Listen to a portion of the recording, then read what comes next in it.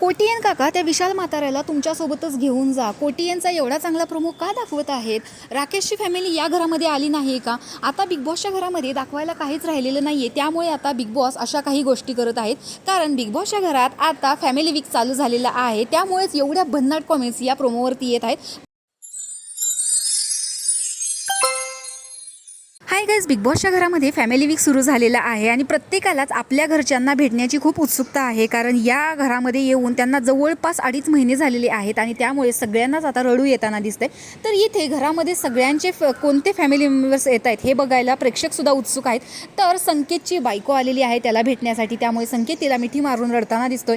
रेवाला 2 बहिणी आहेत त्यामुळे त्या दोघीही तिला भेटायला आलेल्या आहेत. तर दीपाली ताईंचा मुलगा आणि तिची आई असे हे दोघेजण भेटायला आलेले आहेत. त्यानंतर विशाल कोटियनला त्याचे पप्पा भेटायला आलेले आहेत कारण त्याची आई नाही आहे. पण तन्वीला तिचे बाबा नसल्यामुळे तन्वीच्या इथे खूप इमोशनल होताना दिसते.